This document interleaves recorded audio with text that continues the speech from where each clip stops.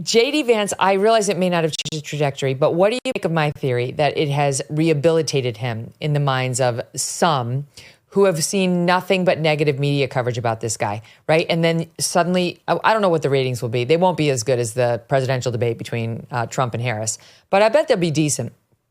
That they suddenly saw this totally new and different figure who was not this disgusting person, who was actually quite likable, who was polite, right? Because that was a risk that he would come across as too slick against this Midwestern. He's Midwestern too, but like this folksy, avuncular Tim Walz with flannel and gee, I'm just kind of like a regular football coach. And he didn't. He did not come across as slick. He was smooth. He was effective, but he was likable. I think JD Vance did what Donald Trump. They wanted Trump to do the first debate, and not the second debate against Kamala Harris. Trump took the bait too many times, and we talked about that. I think had Trump had that same demeanor, that confidence, that cogent delivery, you exuded confidence. I think he would have been in much better shape after the first debate. Here's why I don't think this debate matters. I don't think there should be another debate. I think Trump won the election today, not because of this debate. It had nothing to do with the debate.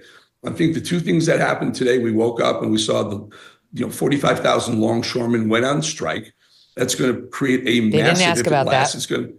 They didn't ask about it, but it's also going to create a massive problem right now. It already is. Cars are already being stopped at the ports. Things are going to start to back up. Prices are going to start to go up. That's what happens.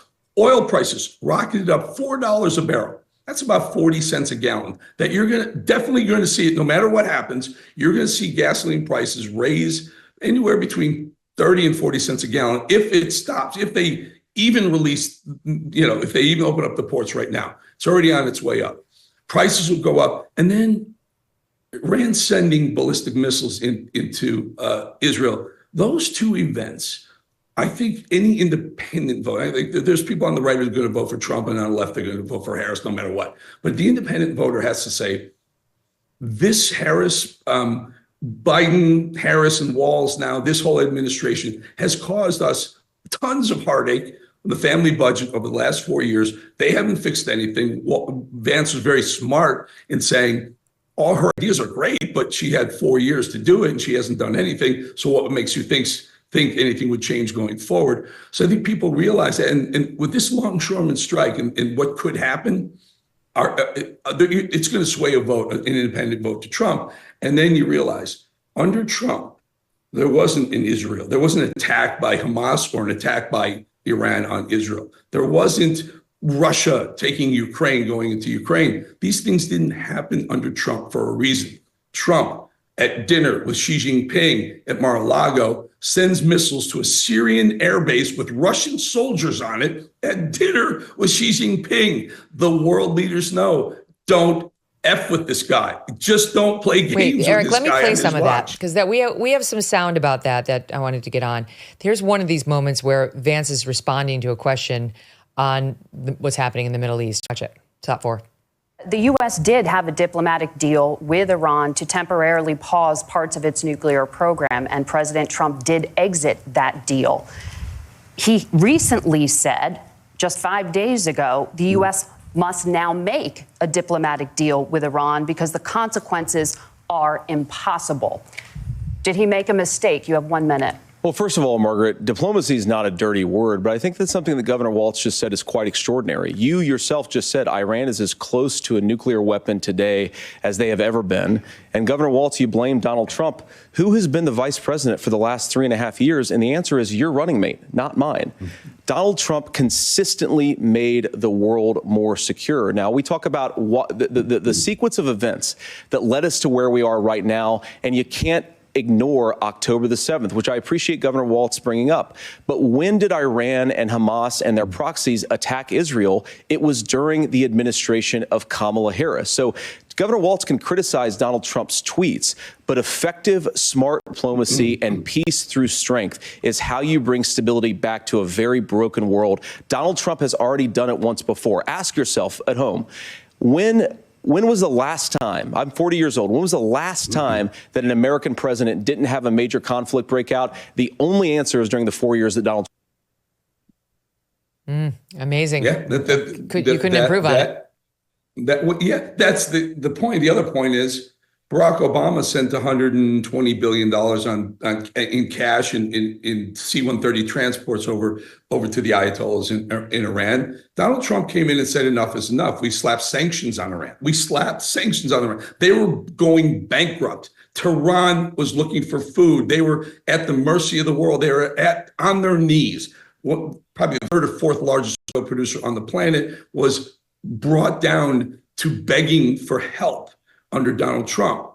Trump leaves office. Biden comes in, lifts the sanctions, sends billions upon billions of dollars back over to Iran. Next thing you know, they're funding Hamas. They're funding Hezbollah. Rockets are going into Israel. Israel says, Yes. we're not going to wait for this anymore. We're going to take matters into our own hands because you screwed up, Joe Biden. You screwed up and you put us at risk. The world is a safer place under Donald Trump. Like it or not, like his methods or not, it just simply is. And by the way, we're better off for it. If you don't think that translates into other things, safety and security, think about what it does for prices. There's a reason inflation was 1.4% under Donald Trump.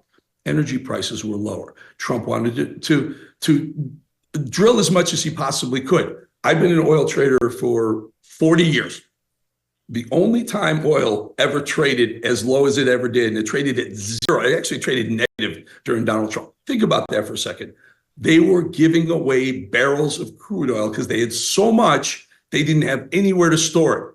That happened under Donald Trump. Do we forget that? It was $1.89 a gallon for a reason. It wasn't just markets going back and forth. It was because Donald Trump's policies created more energy, created more supply for energy. Demand was always there. Supply, he created it. Biden comes in, Obama leaves, Trump comes, Biden comes back in. They immediately put the clamps on leasing certain lands to drill on. They say they don't, but they do. And they threaten fracking. One more thing about fracking, if I may. With this, what's going on with the longshoremen and now Iran throwing bombs into Israel, oil is going to be a major player. I believe that the election will come down to Pennsylvania. I think that's the state that will decide the election. Whoever wins Pennsylvania wins. Fracking is a major industry in Pennsylvania. Kamala Harris, they can't trust her. If they trust her that she's going to be pro-fracking after she clearly has stated on several occasions she would ban it completely federally, they're out of their minds. And I think the people of Pennsylvania, outside of Philadelphia and Pittsburgh, will bring Trump the presidency. I want to talk about the economy. This is a true area of expertise for you. I love this story, but I remember watching you on the 5 one day, and it was when the White House was shut down for tours under, I guess it was Obama. He was not allowing tours of the White House because of the budget, whatever. And you were like, this is ridiculous. And you said it was like, I don't know, maybe like $140,000 a day to keep the White House open for the tours. And you said, I will personally fund the tours, for the next week if you just open it back up. And Greg Gutfeld responded by saying, I'm just now realizing that this show is not your primary source of income. It was your successful career as an oil and gas trader. So you know of which you speak when you talk about energy and the price. So tell us what is going to happen now with this potential war in the Middle East and Iran right smack dab in the middle of it. Well, if you can tell me what Joe Biden and Kamala Harris will do in response, I believe we need to defend. I hate wars, and I don't want would never send another American human being into a war. But if you tell me how Joe Biden's going to respond, I'll tell you what.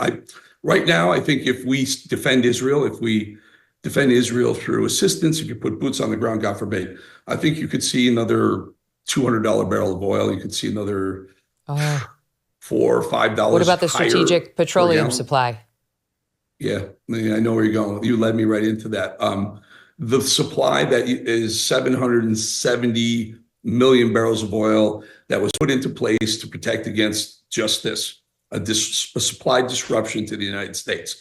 That was what it was there for. Because Biden raised prices so much with inflation and gas prices were spiking, he released oil to put more supply onto the market to reduce the price of oil. The problem is he gave away or sold out, let's call it this way, sold out more than half of our emergency strategic petroleum reserve. So we're around 300 million barrels, which we're supposed to be 780 filled.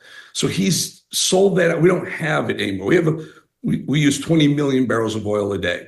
So what are we, 15 days of supply, God forbid a supply disruption. So he puts us at risk to save his own hide, his own ass, because he jacked up oil prices to start with.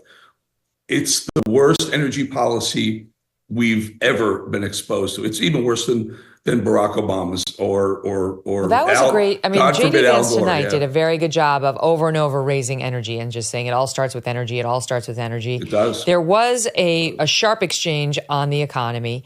And unbelievably, I was glad this came up, frankly, because I think JD Vance expected to use it defensively. He wound up using it offensively to begin with, saying they keep citing experts. Like, we don't believe in the experts. We're done listening to the experts.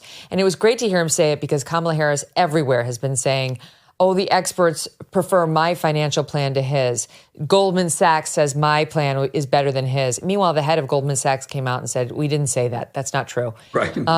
So it was good to see JD Vance say offensively, like, they're obsessed with the experts. We are obsessed with common sense and the regular man's wisdom. Here's a little bit of that exchange in SOT 9. I've made a note of this. Economists can't be trusted. Science can't be trusted. National security folks can't be trusted. Look, if you're going to be president, you don't have all the answers. Donald Trump believes he does. My pro tip of the day is this. If you need heart surgery, listen to the people at the Mayo Clinic in Rochester, Minnesota, not Donald Trump. And the same thing goes with this. And I ask you out there, teachers, nurses, truck drivers, or whatever, how is it fair that you're paying your taxes every year and Donald Trump hasn't paid any federal tax in the last 15 years, and the last year as president? That's what's wrong with the system. There's a way around it, and he's bragged about that. We're just asking for fairness in it, and that's all you want. You have a minute. Governor, you say trust the experts. But those same experts for 40 years said that if we shipped our manufacturing base off to China, we'd get cheaper goods. They lied about that. They said if we shipped our industrial base off to other countries, to Mexico and elsewhere, it would make the middle class stronger. They were wrong about that. They were wrong about the idea that if we made America less self-reliant, less productive in our own nation, that it would somehow make us better off, and they were wrong about it. And for the first time in a generation, Donald Trump had the wisdom and the courage to say to that bipartisan consensus, we're not doing it anymore. We're bringing American manufacturing back. We're unleashing American energy. And, you know, Eric, the other thing, so you mentioned all your favorites there, but the other thing is Donald Trump and what he did to Iran, as you just outlined, was the left was extremely critical of it. They wanted to pretend like that was a real deal where Iran was really going to disarm and we could really just trust them. And Trump knew it was BS and thought the stick was going to work much more effectively than the carrot. And he was proven right. You know, now things have spiraled out of control and they want to say, oh, it's because we didn't have this lovely deal. Nobody believes that who's been watching this thing unfold. But finally, you have this effective spokesperson for it. And the thing about the experts, is there anybody who's not a far left Democrat alive in this country who is still in the place of, well, I bow to the experts? Thanks so much for watching. If you like what you just saw, hit the subscribe button for more clips and full episodes.